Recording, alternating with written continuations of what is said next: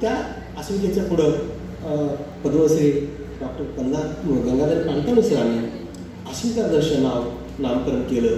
त्यांनी साहित्य चळवळ राबवली, शेकडो लेखक घडवले, त्यामधला मी एक आहे. दलित साहित्य चळवळ आणि दलित चळवळ ह्या दोन्ही चळवळी एकाच नाण्याच्या दोन बाजू. त्या काळामध्ये खूप लेखकांनी लेखन केलेलं आहे. मी त्यांचे नामोल्लेख टाळतो आणि पुढे जातो. अण्णाभाऊ साठे जे आयुष्य जगले ते केवळ 50 वर्षाचे. 1 ऑगस्ट 1920 साली वाटेगावात जन्मले अण्णाभाऊ. 1.5 दिवसात शाळा शिकली, कारण त्या काळामध्ये दलित समाजाच्या मुलांना बाबासाहेबांना सुद्धा बाहेर बसून शिकावं लागलं. अण्णाभाऊ तर काय करतो. आणि मग 1.5 दिवस शाळा शिकलेला पोरगा 13व्या वर्षी दर मजा करत 700, 800, 900 किलोमीटर पायी चालत मुंबईला जातो. वय कोवळं, पायाला फोडं आलेले, वाटेत मिळेल ते खाऊन जगत ते मुंबईला पोहोचतात. आपण सर 1935ला 14-15 वर्षी त्यांनी पहिलं कवळ लिहिलेलं आहे. अण्णाभाऊ फक्त खेडेगावामध्ये 11 वर्ष राहिलेले आहे वयाच्या. पण त्यांचं साहित्य जर पाहिलं त्या 11 वर्षामध्ये त्याने जे निसर्ग अभ्यासलेला आहे तितका प्रगल्भ इतिहास म्हणजे निसर्गाचा कुठल्याच लेखकाने मांडला असं मला वाटत नाही. कथाकार म्हणून मी जे घडलो ते मला अण्णाभाऊने घडवलं. तुम्ही म्हणाल की मग अण्णाभाऊला भेटलात का? कारण अण्णाभाऊच्या कथा वाचून मी कथा लिहायला शिकलो आहे. जेव्हा जेव्हा मला वाटतं माझी कथा चुकते तेव्हा तेव्हा मी पुन्हा अण्णाभाऊ वाचतो आणि पुन्हा कथा लिहायला लागतो. हा 1935 ते 1969 पर्यंतचा जर काळ पाहिला तर अण्णाभाऊने विपुल साहित्य लेखन केलेलं आहे. त्यांच्या कथा ह्या विद्रोहाच्या कथा आहेत. कोणीतरी उल्लेख केला त्यांच्या 1-2 कथेंचा. पण खापऱ्या चोर ही कथा, सावळ्या ही कथा आपण जर वाचायला लागलो तर खरंच माणूस अस्वस्थ होऊन जातो. हीच नाही तर फकीरा ही कादंबरी मला कादंबरी वाटत नाही, तो समाजाचा इतिहास वाटतो. आणि काही लोक टीका करतात. सुबोध मोरे सरांनी सांगितलेलं आहे, मी त्यांच्या सोबत जवळ राहिले. त्यांचे वडिलांनी एकत्र कामगार चळवळीमध्ये काम करत होते. अण्णाभाऊ साठे कम्युनिस्ट म्हणून चर्चा झाली त्यावर. खरी गोष्ट आहे, अण्णाभाऊला घडवण्यामध्ये कम्युनिस्ट चळवळीचाच हात आहे. ते नसते तर अण्णाभाऊ घडले नसते. कामगार चळवळीमध्ये होते म्हणून ते घडले. पण अण्णाभाऊंना कळून चुकलं की कम्युनिस्ट चळवळ ही आम्हाला टाळू शकत नाही. आणि म्हणून अण्णाभाऊ बाबासाहेबांच्या विचाराकडे वळले आणि जगप्रसिद्ध कादंबरी फकीरा त्यांच्या झुंजार लेखणीस अर्पण केली आहे. असं म्हटलं जातं की मातंग समाज आणि बौद्ध समाज वितुष्ट आहे. अजिबात नाही. कारण बाबासाहेबांना मातंग समाजात कुणा नेलं असेल तर ते दलित पुढाऱ्यानेच नेलं, मातंग पुढाऱ्यानेच नेलं. बौद्ध पुढाऱ्याने कधी त्यांना नेण्याचा प्रयत्न केलेला नाही. आणि मातंग समाज तर झुटा अस्मितावादी आहे, कारण तो आजही देव अवतारामध्ये अडकलेला आहे. बाबासाहेब म्हणाले की आपण शाळेकडे मुलांना घेऊन चला, आणि आज आमचा समाज मंदिराकडे मुलाचे बोट घेऊन जातो. याचाही विचार आपण केला पाहिजे. अण्णाभाऊ हे कलंडर लेखक होते, हरवणारे. म्हणजे ते लेखक होते, चळवळीतले कार्यकर्ते होते, त्याचबरोबर ते चित्रपटामध्ये पण त्यांनी काम केलेलं आहे, शाहिरी केलेली आहे. कारण महाराष्ट्राच्या संयुक्त महाराष्ट्राच्या चळवळीमध्ये अण्णाभाऊ नंबर 1 चे, लालबावटा स्थापन करण्यामध्ये नंबर 1 चे. त्यानंतर अमरशेख आणि गवारकर हे 3 जण होते. अण्णाभाऊच्या छाटेंचं अख्खं कुटुंब या चळवळीमध्ये होतं. त्याचं बलिदान त्यांनी ते बलिदान दिलेलं आहे. सांगायचं तात्पर्य आहे की अण्णाभाऊ हे बाबासाहेबांच्या विचाराकडे झुकलेले होते आणि म्हणून त्यांनी ती कादंबरी त्या काळामध्ये त्यांना अर्पण केली. एवढंच नाही, मातंग समाज आणि हत्ती याचा संदर्भ दिलेला आहे. हत्ती हे नागवंशाचं प्रतीक आहे, तुम्हाला माहिती असावं. कारण मायावतीने हत्ती चिन्ह घेतलेलं आहे त्यांचं, म्हणजे निवडणूक चिन्ह म्हणून. पण राजघराण्यामध्ये नाग लोक हत्ती पाळत होते आणि मग अण्णाभाऊंनी ते संदर्भ घेत त्यात लिहिलेलं आहे. जग बदल घालून घाव सांगून गेले मज भीमराव, या गुलामगिरीच्या चिखलात ऋतून का बसला आहे. अंग झाडून निघ बाहेरी घे बिनीवरती गाव, जग बदल घालून घाव. बघा, अण्णाभाऊने किती सुंदर विचार या ठिकाणी मांडलेला आहे.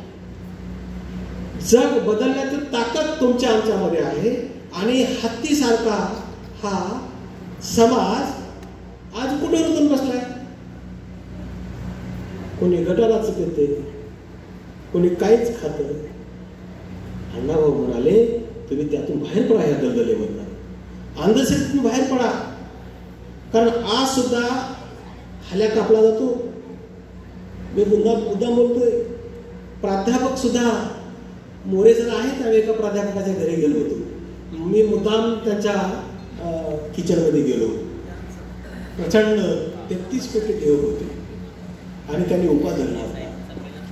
एकीकडे परिवर्तनाचे विचार मांडायचा आणि एकीकडे देवधर्म जवळधराचे दोन्ही टोक एकत्र नांदू शकत नाही. आणि मग आज आमचे समाज चलो बुद्धगेवर म्हणतात. आणि प्रसिद्धी राजा कोण होता किंवा त्या संबंधित जेव्हा आपण संशोधन करायला लागतो, त्यांचं राज्य कुठपर्यंत होतं ते पाहायला लागतो. मग आपण बौद्ध धर्मात जाण्याची गरज आहे.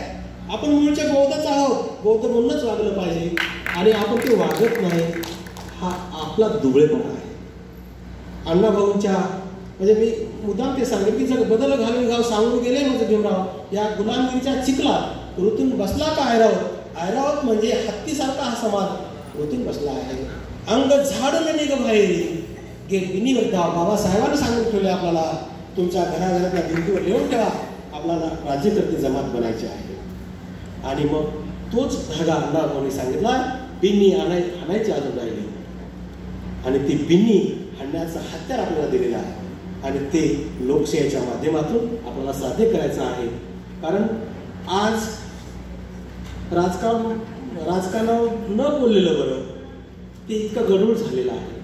समाजकारणावर बोललं तर खूप बरं होईल, कारण समाजकारणामधूनच माणसं घडवता येतात आणि बाबासाहेबांचा, फुलेंचा, शाहूंचा, अण्णाभाऊंचा विचार आपल्याला मांडता येतो. अण्णाभाऊ साठे एका ठिकाणी म्हणतात की मी ज्या कथा लिहिलेल्या आहेत, मी जे अनुभवलेलं आहे, मी जे पाहिलेलं आहे तेच लिहिलेलं आहे.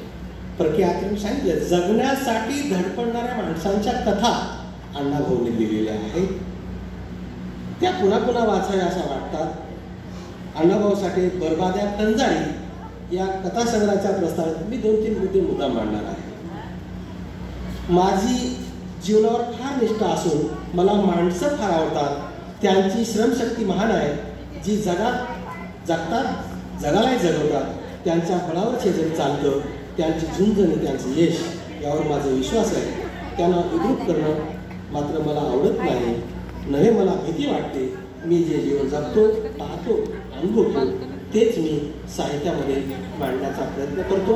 मला कल्पनेचे पंख लावून उभारी मारता येत नाही. त्या बाबतीत मी स्वतःला बेडूक समजतो. अशा प्रकारचं वास्तव अण्णाभाऊंनी आपल्या साहित्यामध्ये मांडलेलं आहे. अण्णाभाऊच्या बाबतीमध्ये आणखी एक सांगता येईल की अण्णाभाऊंचं सर्वात मोठं योगदान जर कोणतं असेल तर ते संयुक्त महाराष्ट्र चळवळीला आहे. हे आपण विसरता येणार नाही. अण्णाभाऊने तमाशाला नाव बदलून टाकलं. तमाशाचं नाव माझी मुंबई नावाचं नाटक त्या काळामध्ये संयुक्त महाराष्ट्र चळवळी. अण्णाभाऊ इकडे विदर्भापर्यंत आलेले आहेत संयुक्त महाराष्ट्राच्या चळवळीमध्ये. आणि मग सखा पाटील आणि मोरारजी देसाईंनी त्या नाटकावर बंदी आल्यानंतर अण्णाभाऊने त्याचं नाव बदललं, माझी मुंबई असं ठेवलं. आणि म्हणून अण्णाभाऊ साठेंना लोकनाट्याचे जनक असं म्हटलं जातं. त्याच काळामध्ये म्हणजे 1 मे 1960ला महाराष्ट्राची निर्मिती झाली. तुमचा 1950ला खानदेशचा भाग जे मध्य प्रदेशला होता तो इकडे आला. आमचा मराठवाडा महाराष्ट्राला जोडला गेला आणि त्या वेळेस जे काही भाग राहिला होता, बेळगाव म्हणजे कर्नाटक राज्यामधलं बेळगाव, निपाणी, सावरगाव, कारवार हा जो पट्टा आहे, भाषिक पट्टा, हा कर्नाटक राज्यामध्ये राहिला. आणि म्हणून अण्णाभाऊंनी इथे शाहिराने खूप सुंदर असं सगळी माझी मैना नावाचं गीत चक्कर सादर केली, ती त्यांनी त्या ठिकाणी लिहिलेली आहे. परंतु बघणं वेळ खूप झालेला आहे. मी एवढंच म्हणेन, कुठल्या लेखकाने माणसं वाचली पाहिजे. खूप फिरा, वाचा, सतत मनन चिंतन करा आणि हे केलं तरच प्रगल्भ साहित्य निर्मिती होऊ शकते. मी जे काय लिहिले ते या महामानवाच्या प्रेरणा आहेत. कारण त्याचं असं आहे की दलित साहित्यामध्ये बालसाहित्य मोठ्या प्रमाणात लिहिलं गेलं नाही. बाराखड सर आपल्यावर पण देवाधर्माचा प्रकार आहे आणि मग आपण पहिल्यांदा त्यावर लिहितो. पण अण्णाभाऊने आपल्या नाटकामध्ये पहिल्यांदा मायेभूचांना म्हटलेलं आहे.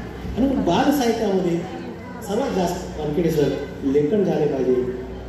भविष्यामध्ये तुम्ही या अकादमीच्या वतीने जर एखादं शिबिर घेतला, प्रशिक्षण शिबिर साहित्य चळवळीसाठी असं बालसाहित्याचं दलित बालसाहित्याच्या बाबतीमध्ये जर प्रशिक्षण घेतला तर शासनाच्या वतीने मी नक्कीच मदत करण्याचा प्रयत्न करेन. मी काय साहित्यातला राजकारणी नाही. मी नागपूरला 3-4 संस्थांना अनुदान देण्याचं काम केलेलं आहे. आपण लेखक आहोत आणि आपल्या लेखकाची भूमिका आहे आपण नाहिरेच्या बाजूने उभे राहिलं पाहिजे. म्हणजे सत्याच्या बाजूनं न उभा राहता लोक सत्तेच्या बाजूने उभा राहत आहेत आणि म्हणून आपण सत्तेला ठोकर देऊन आपण सत्याच्या बाजूनं उभा टाकलं पाहिजे, लिहिलं पाहिजे.